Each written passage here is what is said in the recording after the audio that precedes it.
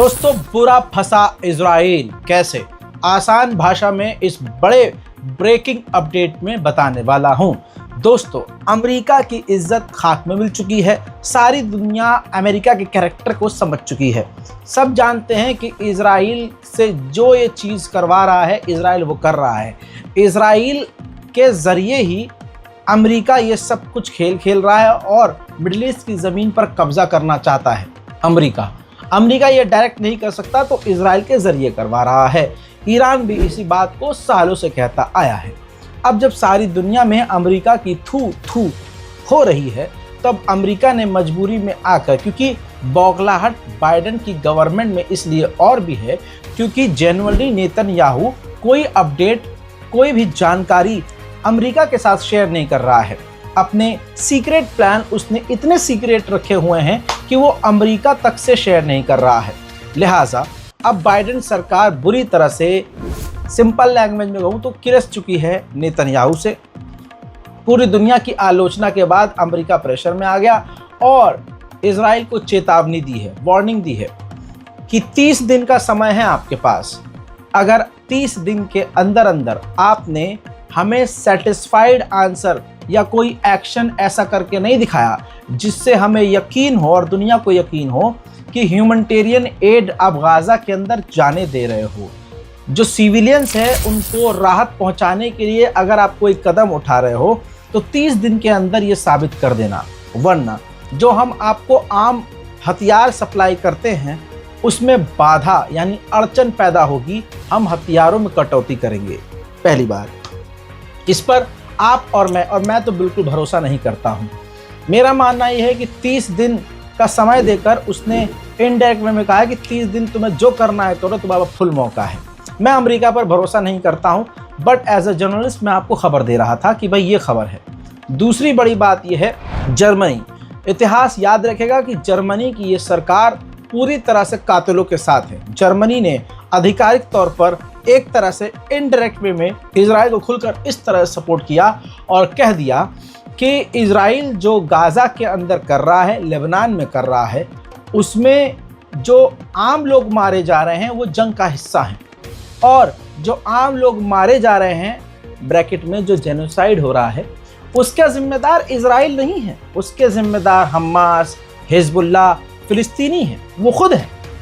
दोस्तों, ये बेगैरती जर्मनी की है और आप खुद भी याद रखिएगा इस चीज़ को और आने वाली नस्लों को भी ये चीज़ बताते रहिएगा। उधर ब्रिटेन ने 3rd रॉ की पाबंदी लगा दी है। ये तीसरी पाबंदी है जो सेटलर्स पर लगाई है। इजराइल के सेटलर्स फिलिस्तीनियों के मकानों और घरों पर हमला कर रहे हैं। उसके चलते हुए बरतानिया ने तीसरी बार पाबंदी सेटलर्स के ग्रुप पर लगाई है। बरतानिया का एक बड़ा फैसला आया है, जो बड़ी बात हो रही है। फैसला ये हुआ है कि अभी हम बातचीत कर रहे हैं, उसके बाद फाइनल डिसीजन ये लिया जाएगा कि इजराइल का जो कट्टरवादी नेता बेंजवीर है, जो हजरात बहुत ही खतरनाक है, बहुत खतरनाक है। वो बता दूं कि बरतानिया ने कहा है कि उस पर भी हम पाबंदी लगाने की बात कर रहे हैं। ये अपडेट स्पेशली मैं गाज़ा का दे रहा हूँ। गाज़ा पर इजराइल ने पिछले 12 घंटों में ऐसी तबाही मचाई है जैसे वो रोज़ मचा रहा है, और इन तबाहियों का असर ये है, देखिए, ज़्यादा तबाही इसलिए और मच रही है क्योंकि अब लोग बच नहीं पा रहे हैं, अपने आप को बचा नहीं पा रहे हैं। वहाँ कोई सिक्योर जगह नहीं है, सिक्योर लैंड नहीं है। तबाही का मंजर आपके सामने है।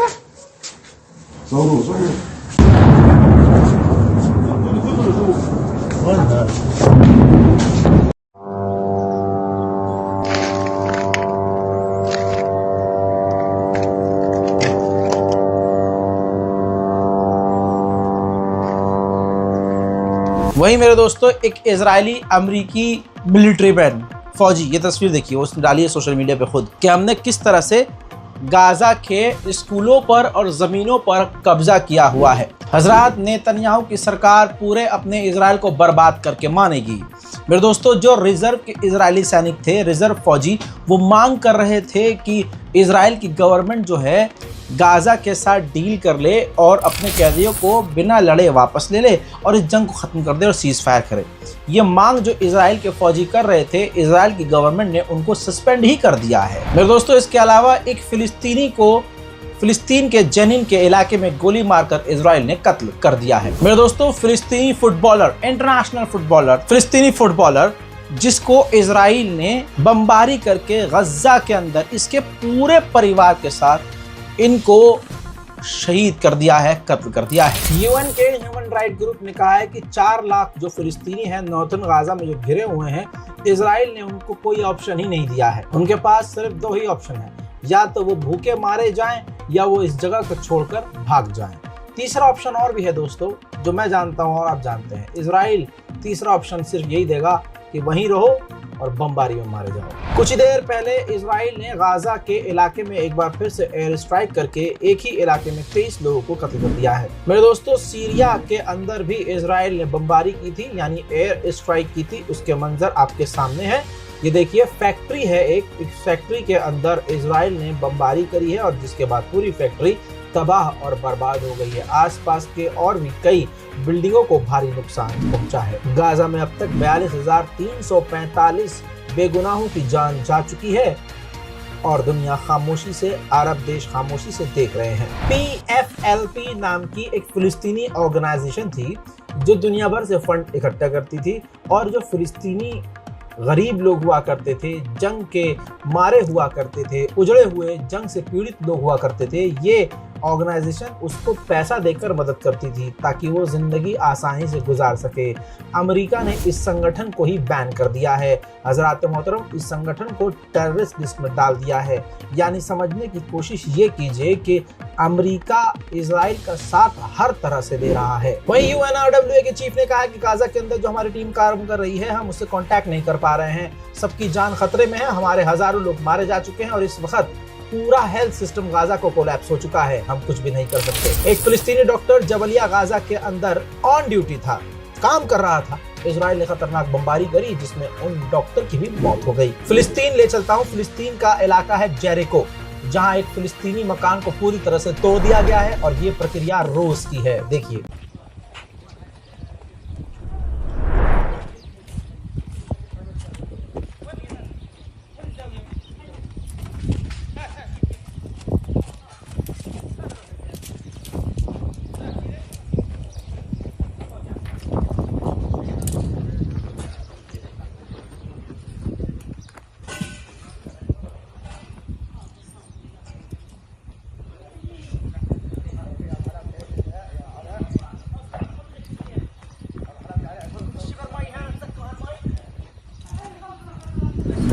एम्बुलेंस के लिए और एम्बुलेंस को कभी चलाने के लिए, कभी एम्बुलेंस में लाशें और घायलों को ले जाने के लिए ड्यूटी करने वाला एक मेडिकल से जुड़ा हुआ वर्कर, उसको पता ही चलता है ऑन ड्यूटी कि उसके भाई की बमबारी में मौत हो गई।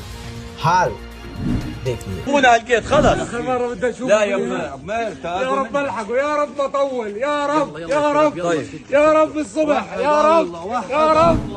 मेरे दोस्तों, इजराइल की जो जेल है जहां वो टॉर्चर करता है और टॉर्चर वाला एरिया है जहां फिलिस्तीनियों को जख्म दिया जाता है, टॉर्चर किया जाता है, वहां पर एक एजेंसी है अमेरिका की जो ऐसे घायलों को और कैदियों को मदद पहुंचाती है। उससे अमेरिका का वो ग्रुप NGO जो है इजराइल से लगातार मीटिंग कर रहा है।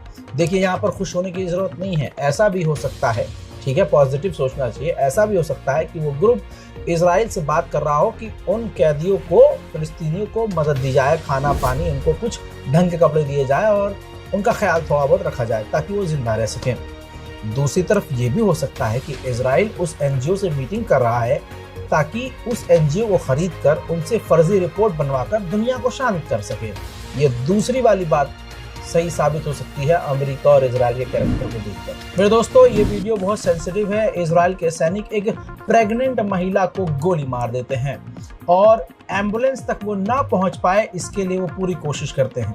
मेरे दोस्तों, ये इनह्यूमैनिटी नहीं तो क्या है। लेकिन ये याद रखिएगा कि भारत के बहुसंख्यक समाज को इसीलिए, इसी काम की वजह से इजराइल बड़ा पसंद है। गाजा को चारों तरफ से तबाह करके अपनी एक सेफ जगह इजराइल के सैनिक बनाकर, जहां पर वो अपने धर्म के मुताबिक जो काम होता है वो कर रहे हैं और आराम से बैठे हैं। उधर मेरे दोस्तों, यमन के ऊपर भी इजराइल ने बमबारी की है।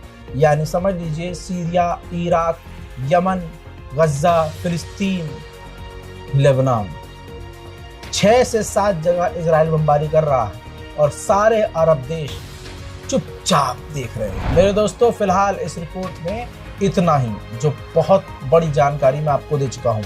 चैनल को जल्दी से कर लीजिए सब्सक्राइब और वीडियो को शेयर कीजिए अपने फैमिली ग्रुप में, अपने ख़ानदान के ग्रुप में, और तमाम मोमिन तक इस वीडियो को पहुंचाइए और गाज़ा और फ़िलिस्तीन की मदद के लिए आगे आते हुए इस बारकोड का इस्तेमाल कीजिए।